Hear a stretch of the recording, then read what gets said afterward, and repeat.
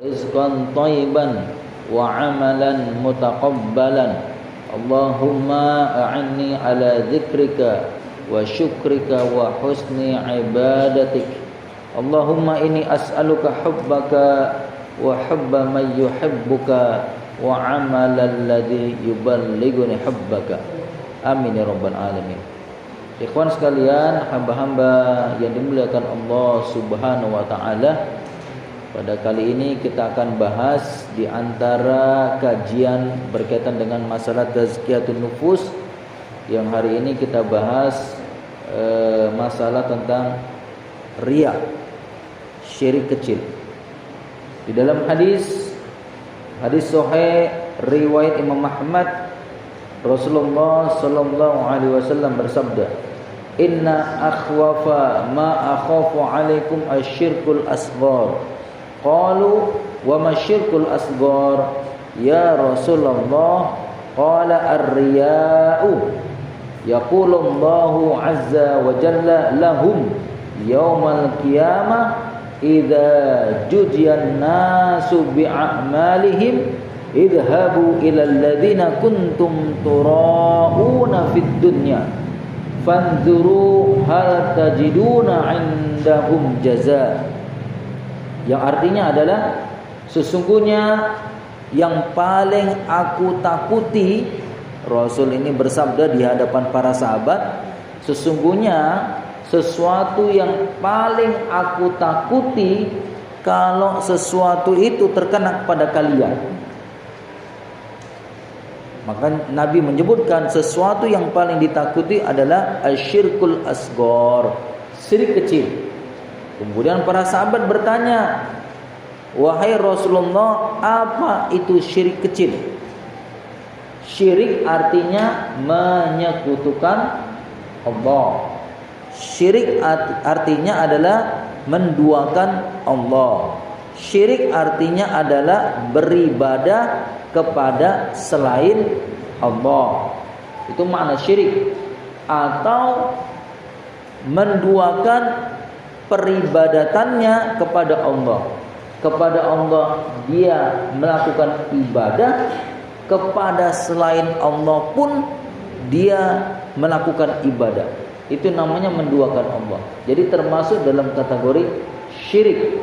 Tetapi Nabi ada yang paling dia takuti kalau itu penyakit terjangkit dialami oleh para sahabat adalah syirik kecil. Maka kemudian para sahabat bertanya, "Ya Rasulullah, apa itu syirik kecil?" Maka kemudian Rasulullah sallallahu alaihi wasallam memberikan jawaban, ar-riya. Riya. Riya itu artinya adalah mengharapkan pujian dari orang lain.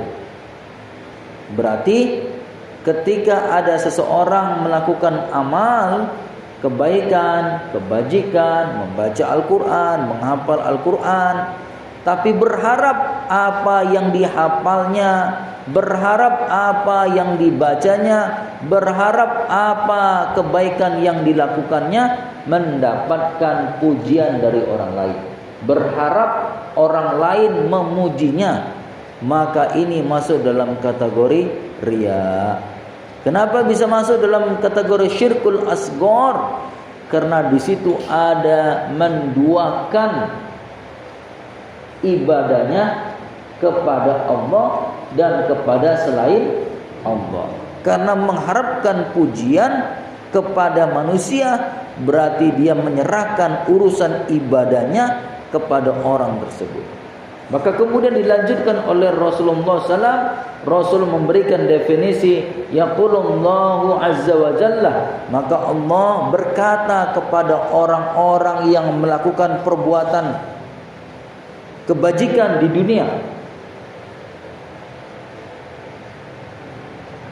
yaumal qiyamati idza juziyan nasu bi'amalihim, maka Allah berkata ketika pada hari kiamat masing-masing manusia sudah diberikan balasan sesuai dengan amalnya.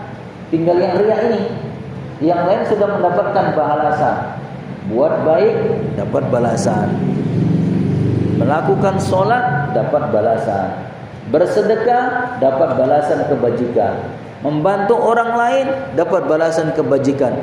Maka nanti ketika di hari kiamat, masing-masing orang sudah mendapatkan balasan dari kebaikan yang ketika di dunia dia lakukan. Tinggallah mereka yang melakukan perbuatan riya.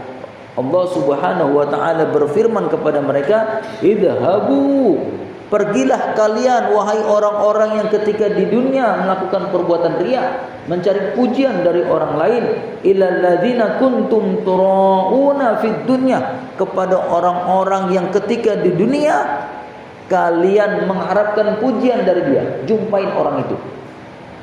Jadi nanti di akhirat kita waktu di dunia kita melakukan amalan supaya mengharapkan pujian dari orang lain, nanti di akhirat Allah menyuruh kita menjumpai orang itu. Menjumpai orang itu. Maka diselanjutkan, fanzuru, maka lihatlah, hal tajiduna indahum jaza, apakah kalian mendapatkan balasan dari perbuatan riya kalian? Jawabannya tidak. Yang menariknya jamaah sekalian, hamba-hamba yang dimuliakan Allah Subhanahu wa taala, riya ini kan penyakit hati. Teman duduk kita yang duduk di sebelah kanan kita, sebelah kiri kita, depan kita, belakang kita, itu nggak tahu. Karena penyakitnya adalah penyakit hati. Nggak ada yang tahu.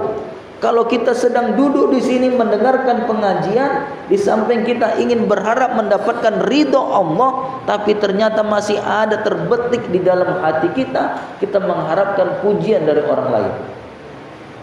Apakah teman duduk kita tahu? Nggak tahu. Karena itu penyakit hati, nggak ada yang tahu. Makanya di akhirat nanti Allah Subhanahu wa taala berkata kepada orang yang melakukan perbuatan riya, mengharapkan pujian dari orang lain, jumpai orang itu. Ketika orang itu dijumpaikan, dia heran, ngapain jumpain saya? Enggak, dulu waktu di dunia saya pamer amal sama kamu.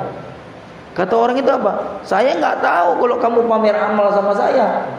Saya kan nggak tahu. Yang saya tahu kamu sholat, kamu baca Quran, kamu menghafal Quran, kamu rajin bersedekah, kamu orangnya dermawan, suka membantu orang lain. Saya nggak tahu kalau kamu urusannya ada urusan dengan riya. Seperti itulah nanti di akhirat Allah menyuruh kita. Kalau banyak yang kita jumpai, bukan satu dua, banyak yang kita jumpai. Kita datangin dia. Gimana pendapat kamu? Ketika di dunia saya mengharapkan pujian, ya dia nggak tahu. Capek urusan kita. Makanya Nabi paling takut ini penyakit ada pada diri para sahabat. Dalam hadis lain disebutkan, riya itu adalah seperti seekor semut yang berwarna hitam yang berjalan di atas batu hitam pada kegelapan malam. Nampak? Nggak nampak lah semutnya. Semut hitam berjalan pada batu hitam. Semut hitam berjalan di batu hitam pada kegelapan malam. Kelihatan? Nggak kelihatan kalau tidak dibantu dengan alat penerangan. Pakai senter, pakai lampu, baru kelihatan. Tapi kalau tidak dibantu mana kelihatan. Seperti itulah penyakit riya. Kelihatan? Tidak kelihatan. Karena penyakitnya itu ada di dalam hati. Inna fil jasadi mudghah. Idza salahat salahal jasadu kullu. Wa idza fasadat fasadal jasadu kullu. Ala wahiyal qalbu. Ketahuilah sesungguhnya di dalam jasad kita ini, inna fil jasad, di dalam jasad kita, di dalam tubuh kita, dari ujung rambut sampai ujung kaki itu ada segumpal daging. Mudghah itu segumpal daging. Kalau segumpal daging itu sehat yang ada dalam tubuh kita ini, maka mata, mulut, tangan, hati, kaki, telinga, penciuman, pendengaran itu ikut sehat. Tapi kalau segumpal daging itu rusak, maka mata, mulut, telinga, penciuman, pendengaran, tangan, kaki, dan lain sebagainya ikut rusak. Gara-gara segumpal daging itu. Maka Nabi menyebutkan, apa itu segumpal daging? Ala wahiyal qalbu. Ketahuilah, yang dimaksud dengan segumpal daging itu adalah hati. Hati kita ini. Riya itu penyakit hati. Jadi kalau ada riya, maka segumpal daging yang namanya hati itu akan rusak. Rusak. Padahal hati kita itu kan dibagi cuma 3. Hati yang sehat, hati yang sakit, hati yang mati. Hati yang sehat itu adalah hati orang beriman. Saking sehatnya hati orang beriman, punya perasaannya, sikap, sensitivitasnya tinggi. Kalau dia ganggu orang lain, dia merasa salah. Kalau dia mencela orang lain, dia merasa salah. Kalau dia menceritakan keburukan orang lain, dia merasa salah. Itulah orang yang hatinya sehat, punya perasaan tinggi. Kalau dia melakukan kesalahan, dia merasa itu kekeliruan yang harus dia perbaiki, minta maaf kepada orang itu, dan beristighfar kepada Allah. Itu hati yang sehat. Senang kita, tinggi perasaannya, punya sensitivitasnya tinggi. Kalau hati yang sehat. Ada orang lain tahu? Nggak tahu, karena itu urusan hati kita dan Allah. Begitu hebatnya hati ini, sampai jin yang masuk ke dalam tubuh orang yang kena gangguan jin, orang yang kesurupan, orang yang diganggu ketenangan hidupnya oleh jin, bahkan jin itu pun tidak tahu isi hati kita. Dia cuma berjalan di peredaran darah kita. Di mana ada aliran darah, di situ dia berjalan. Tapi dia tidak bisa tahu isi hati kita. Itulah mulanya. Inna asyrafa ma fil insan al-qalbu. Sesungguhnya yang paling mulia pada diri manusia itu adalah hatinya. Maka itulah yang penyakit yang paling ditakuti oleh Nabi, penyakit riya. Karena penyakit riya itu berkaitan dengan masalah hati. Betapa banyak orang menghafal Quran tapi tujuannya mengharapkan pujian dari orang lain.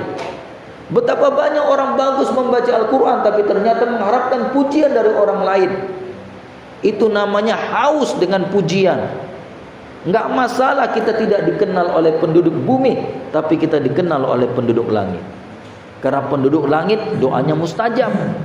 Siapa penduduk langit? Malaikat. Para malaikat, penjaga langit lapisan 1, 2, 3, 4, 5, 6, 7. Semuanya malaikat, ribuan malaikat. Lapisan 1, langit lapisan 1 banyak malaikatnya, sampai lapisan ke-7 mereka berdoa kepada kita. Doanya mustajab. Doanya mustajab. Kenapa? Karena malaikat adalah makhluk yang diciptakan oleh Allah, tidak pernah berbuat salah, tidak pernah berbuat maksiat. Kalau dia berdoa, doanya mustajab. Tapi yang namanya manusia tidak luput dari dosa dan kesalahan. Pasti yang namanya manusia pernah berbuat salah. Kullu bani Adam khata' wa khairul khata'in at-tawwabin. Setiap bani Adam, setiap anak keturunan Adam pasti pernah berbuat salah. Sebaik-baik orang berbuat salah, bertobat. Penyakit hati riya. Maka Nabi memberikan contoh. Yaqumur rajulu fayusalli fayuzayyinu salatahu lima yara min nadhari rajulin. Contoh riya, kata Nabi, adalah orang berdiri mengerjakan sholat, kemudian membaguskan, mengindahkan gerakan sholatnya, dari takbirnya, rukuknya, iktidalnya, sujudnya, duduknya, tasyahud akhirnya, sampai bacaan kalau itu bacanya zahar. Karena dia tahu ada orang yang sedang memperhatikan sholatnya.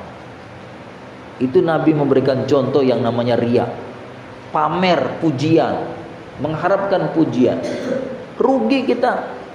Karena di akhirat nanti kita diketemukan sama orang itu. Ente jumpa sama orang itu. Kenapa ya Allah? Kan dulu kamu berbuat kebaikan mengharapkan pujian dari dia. Jumpai dia. Kalau ada 100 orang, berarti 100 orang itu kita jumpai. Orang yang kita jumpai ngerti nggak? Heran-heran lah dia. Loh, ini ngapain jumpain saya? Enggak, dulu waktu di dunia saya buat amal, tapi saya ingin mengharapkan pujian dari kamu. Oh, saya nggak tahu. Haba'an mansura, habis amal kita bagikan debu yang berterbangan. Di akhirat ada 3 amalan yang dilakukan oleh manusia di dunia. 3 amalan itu mendapatkan keutamaan di sisi Allah. Orang yang berjihad di jalan Allah kemudian mati syahid. Luar biasa. Orang yang berjihad mati syahid itu mendapatkan keutamaan. Di antaranya tidak mendapatkan fitnah kubur. Terbebas dari fitnah kubur. Padahal kalau kita mati dimasukkan ke dalam alam kubur, maka sudah siap malaikat bertanya kepada kita. Kalau tak bisa jawab, dipukul. Tak bisa jawab, dipukul. Tak bisa jawab, dipukul sampai hancur badan kita, dikembalikan lagi, pukul lagi, kembalikan lagi, sampai benar-benar kita merasakan sakit. Kalau berbuat dosa disiksa di alam kubur. Fitnah alam kubur berat. Tapi orang yang mati syahid di jalan Allah tidak mendapatkan fitnah kubur. Termasuk orang disebutkan dalam hadis yang matinya pada malam Jumat, yang matinya pada hari Jumat, itu terbebas dari fitnah kubur. Bagaimana kalau yang mati itu orang maksiat, pemabuk? Nahnu nahkumu bidzawahir. Dalam hadis disebutkan oleh Nabi, kita menghukumi seseorang apa yang nampak oleh kita. Kalau dia nampak kesehariannya, perbuatannya, kemudian meninggalnya dalam keadaan husnul khotimah, maka berlakulah hadis itu. Kita berharap dia terbebas dari fitnah kubur. Tapi kalau dia matinya dalam keadaan su'ul khotimah, maka kita mohon kepada Allah agar dosa-dosanya diampuni. Kan itu yang terbaik kepada saudara kita kan. Sudah mati dicela lagi, sudah mati dihina lagi. Yang terbaik adalah kita meminta kepada Allah agar dosanya diampuni. Nah, ikhwan sekalian, bisa memberikan syafaat kepada keluarganya, luar biasa. Yang kedua ini, orang yang ketika di dunia kaya, banyak duitnya, banyak hartanya, dan dia termasuk orang dermawan. Gampang gak masuk surga? Gampang lah. Orang dia kaya, suka bersedekah, kaya dan suka bersedekah, dermawan. Tipe yang ketiga, orang punya ilmu, mengamalkannya dan mengajarkannya kepada orang lain. Siapa itu? Ustadz. Ngeri-ngeri sedap nih profesi ustadz nih. Kalau nggak pandai jaga niat, nggak bisa meluruskan niat, akhirnya jadi ria, gugur amal kebaikannya. Nah, makanya cocok antum gantikan saya lah di sini. Ngeri-ngeri sedap masalahnya profesinya. Kalau saya nggak luruskan niat, habis amal saya, capek saya, nggak ada manfaatnya di hadapan Allah. Kalau saya nggak luruskan niat untuk mencari ridho Allah, saya kemari. Kalau saya tidak meluruskan niat untuk mencari ridho Allah, habis capek, nggak dapat manfaatnya apa-apa.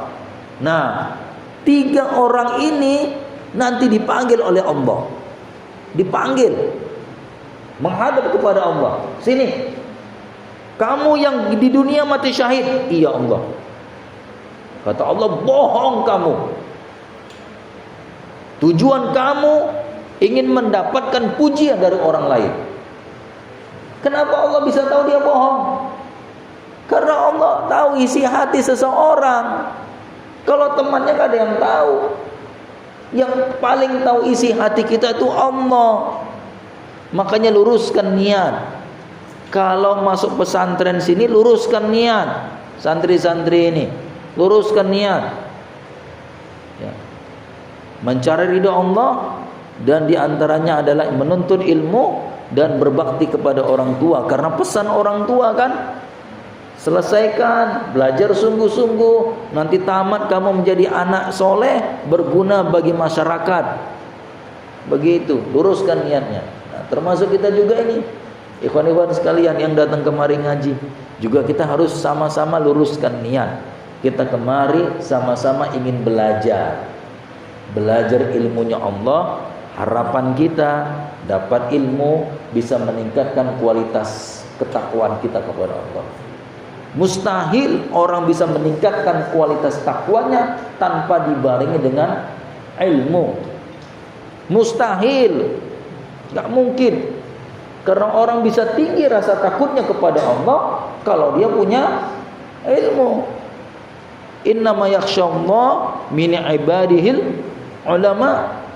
Sesungguhnya orang yang takut kepada Allah di antara hamba-hambanya adalah orang yang diberikan ilmu. Nah, kita berharap belajar kita kemari, sama-sama kita belajar, ada yang menyampaikan, ada yang belajar, tujuan kita mencari ridha Allah, dan harapan kita bisa semakin tinggi rasa takut kita kepada Allah ketika melakukan kemaksiatan.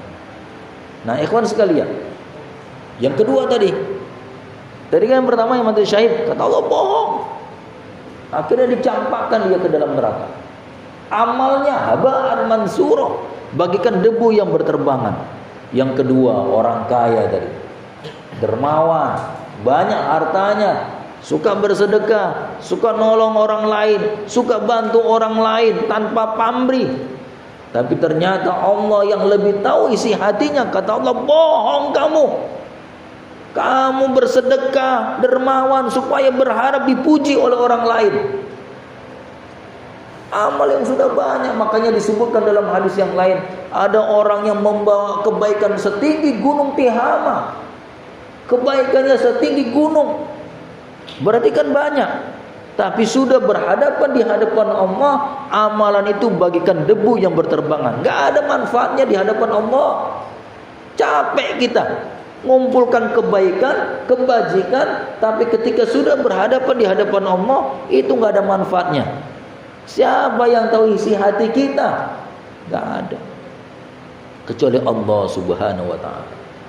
Makanya ikhwan sekalian, kalau ada terbersit sesuatu yang tidak baik dalam hati kita, cepat-cepat kita apa?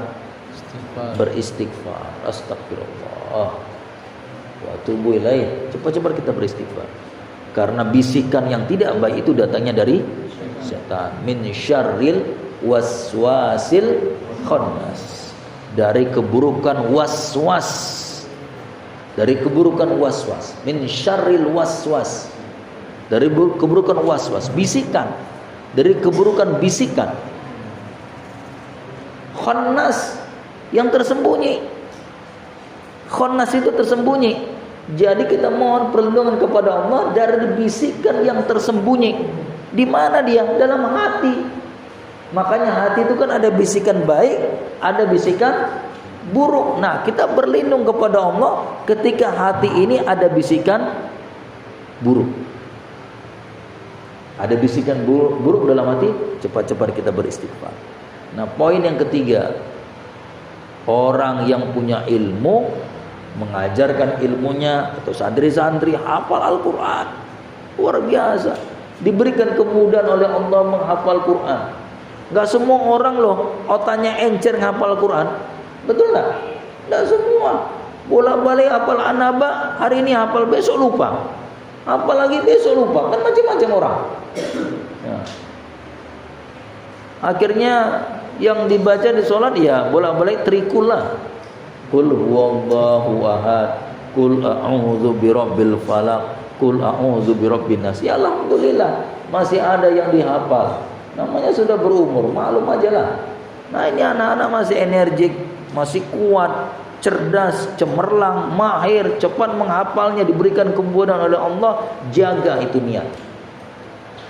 Kalau tidak meluruskan niat, tidak menjaga niat, maka nanti di akhirat oleh Allah ketika dikumpulkan, oh kamu orangnya hebat ya, punya ilmu, suka mengajarkan kepada orang lain, sehingga orang lain mengerjakan apa yang kamu lakukan dan apa yang kamu katakan. Tapi di hadapan Allah, bohong kamu. Itu kamu lakukan mengharapkan pujian dari orang lain, supaya kamu dibilang orang pintar, supaya kamu dibilang orang yang ahli membaca Quran. supaya kamu dibilang orang yang banyak hafalannya dalam Al-Quran. Makanya ada orang tawadhu, ketika ditanya, sudah berapa juz hafalannya? Ya nggak banyak lah. Tawadhu dia, tidak ingin kata-kata itu bisa merusak niatnya. Wallahu a'lam bishawab. Tapi jamaah sekalian, itulah penyakit yang paling ditakuti oleh Nabi Muhammad sallallahu alaihi wasallam, kalau penyakit itu terjangkiti pada diri para sahabat. Karena penyakit hati. Nampak nggak nampak? Tidak kelihatan. Maka satu noda hitam yang namanya riya ada dalam hati kita, 2 noda hitam, 3 noda hitam, maka hati yang sehat tadi berubah menjadi hati yang sakit. Kalau kita bayangkan ikhwan sekalian, hati ini kan membutuhkan siraman. Tarbiyah ruhiyah pada hati ini perlu. Ibarat jasad kita ini, 1 minggu tubuh kita ini nggak dikasih makan, apa yang terjadi? Loyo, letih, lemas, bisa sakit dan lain sebagainya. Kenapa? Karena tubuh ini tidak mendapatkan asupan gizi, tidak mendapatkan makanan yang sehat, tidak mendapatkan makanan yang baik. Begitu juga dengan hati kita. Hati sakit. Kenapa bisa sakit? Di antaranya adalah karena hati ini tak pernah mendapatkan asupan gizi. Baca Al-Quran tak pernah. Bayangkan 1 minggu nggak baca Quran, mau seperti apa hati kita? Hati kalau disiramin seperti ibarat tanaman. Kalau tanaman itu tiap hari disiram, pagi disiram, sore disiram, dikasih pupuk, apa yang terjadi? Tanaman itu akan jadi subur. Hati 1 minggu nggak baca Quran, 1 minggu nggak pernah zikir kepada Allah, maka hati itu akan menjadi hati sakit, gersang. Karena tarbiyah ruhiyahnya nggak ada pada hati. Maka jaga hati kita. Inna syaitana yanfiru minal baitil ladzi tuqra'u fihi suratul Baqarah. Sesungguhnya syaitan itu akan lari dari rumah kita yang mana penghuni rumah tersebut membaca surat Al-Baqarah. Jangankan Al-Baqarah, Al-Fatihah aja nggak pernah dibaca. Kan kebangetan itu. Gimana mau bersih hati kita? Gimana mau sehat? Ayolah baca Al-Quran. Ada kesempatan, di mana ada tempat, ada kesempatan, ada waktu baca Al-Quran. Terutama di rumah. Terutama yang paling penting di rumah. Jangan jadikan rumah kita seperti kuburan. La taj'alu buyutakum maqabir. Janganlah kalian jadikan rumah-rumah kalian seperti kuburan.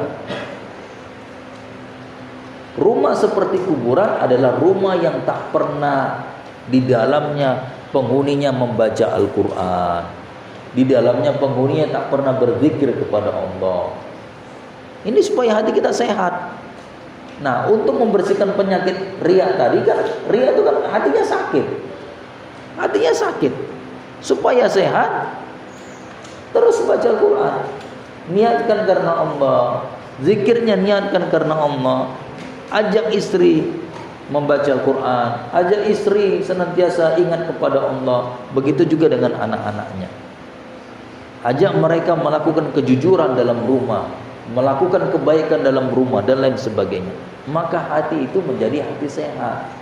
Karena riya itu bikin hati kita sakit. Bayangkan piring sudah 1 minggu nggak dicuci. Tanyalah santri, ada pakaian direndam 1 minggu nggak dicuci, apa yang terjadi aromanya? Bau kan? Bau. Kalau dicuci pun setelah itu baunya masih lama hilangnya. Itulah ibaratnya seperti hati kita yang sudah 1 minggu hati itu nggak dicuci, nggak dibersihkan, nggak mendapatkan siraman rohani, maka hati ini pun bau. Seperti pakaian tadi, 1 minggu nggak dicuci bau, hati kita pun akan bau. Kenapa? Karena nggak mendapat siraman. Tapi kalau hati yang sehat, setiap amalan, saya bukan karena manusia, saya melakukan ini karena Allah. Kalau ada terlintas, wajar, namanya setan. Ketika antum takbir pertama, Allahu Akbar, tiba-tiba terbersit, ada niat mengharapkan pujian. Biasa kan begitu kan? Muncul. Apa yang harus dilakukan? Jangan baca istighfar, astagfirullah, jangan. Karena di zaman Nabi ada sahabat ketika sholat, Allahu Akbar, bersin dia, bilang Alhamdulillah. Ya, kalau bersin kan bilangnya apa? Alhamdulillah kan? Ada sahabat bersin bilangnya Alhamdulillah. Ditegur sama Nabi, nggak boleh. Kalau dalam sholat nggak boleh bilang Alhamdulillah kalau bersin. Nanti ya khawatirnya dia bilang Alhamdulillah, sebelahnya yarhamukallah. Batal. Jadi bilang apa? Diam saja. Kalau dalam sholat bersin, nggak bilang Alhamdulillah, diam saja. Lanjutkan bacaan sholat. Nah, ketika kita juga dalam sholat itu ada yuwaswis, ada bisikan, maka jangan baca astagfirullah, tapi boleh kita baca a'udzubillahi minasyaitonirrajim. Karena itu ada dalilnya. Ada sahabat datang kepada Rasul, ya Rasul, kalau saya sholat itu bacaan saya bisa buyar. Bahkan kadang saya lupa berapa rakaat yang telah saya kerjakan. Maka Nabi mengajarkan, kalau itu ada terbetik dalam hatimu, maka bacalah a'udzubillahi minasyaitonirrajim, kemudian meludah ke sebelah kiri sebanyak 3 kali. Kalau sekarang kan nggak mungkin meludah, habislah kita dipukul orang kan. Nah, tiupan angin saja, tiupan angin 3 kali ke sebelah kiri. Yang gak usah dengar kali lah sama teman sholat sebelah kita. Biasa aja. Kita yang lebih tahu, gak usah bikin heboh teman sebelah kita kan. Nah, kita saja. Karena yang urusan hati kita ini sama Allah. Teman kanan kiri kita nggak tahu. Makanya kalau orang sholat, tingkat khusyuknya itu kan beda-beda. Antara A, si B, si C itu kan beda-beda. Tingkat kekhusyukannya itu beda-beda. Tergantung dia kedekatannya kepada Allah. Merasa dekat nggak dia ketika sholat dengan Allah? Kalau merasa dekat, biasanya semakin tinggi rasa khusyuknya kepada Allah. Jadi ikhwan sekalian, itu yang pertama. Poin kita adalah penyakit riya, mengharapkan pujian dari orang lain.